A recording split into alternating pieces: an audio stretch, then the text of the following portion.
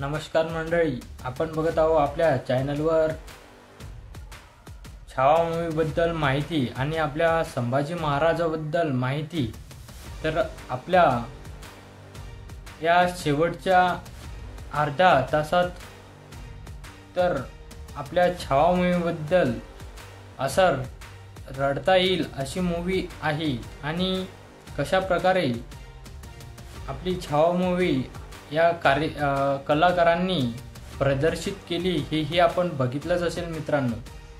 तर आपल्या कमेंट बॉक्समध्ये आपल्याला छावा मूवीबद्दल काय शिकायला मिळाली हे आपल्या कमेंट बॉक्समध्ये नक्की नोंदवा, म्हणजेच की आम्हालाही कळेल की आपल्याला कशा प्रकारे आपल्या मराठी मावळ्यांना आणि 18 पगड जातींच्या मावळ्यांना समजली।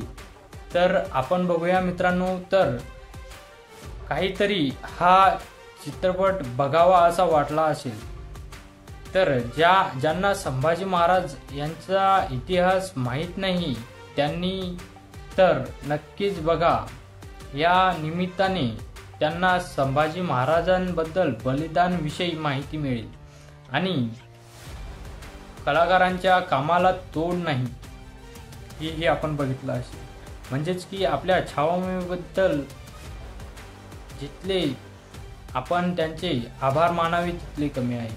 म्हणजे या चित्रपटात विकी कौशल्य जे संभाजी महाराज उभे केले आहेत त्याला तोड नाही आणि विकी कौशल्याने जे काम केले आहे, जी मेहनत केली आहे त्याचं खरंच कौतुक आहे।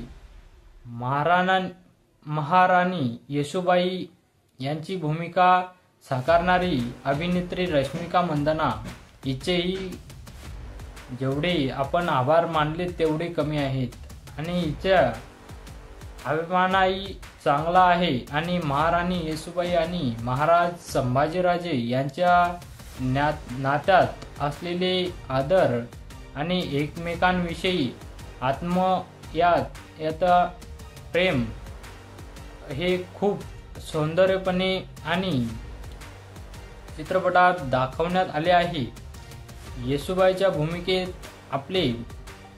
आपण बघितलं की आपल्या येसूबाईच्या भूमिकेत रश्मिका मंदाना यांनी कशा प्रकारे त्यांनी भूमिका आपली मांडलेली आहे आणि येसूबाईच्या भूमिकेत चित्रपटात योग्य न्याय देण्यात आलेला आहे।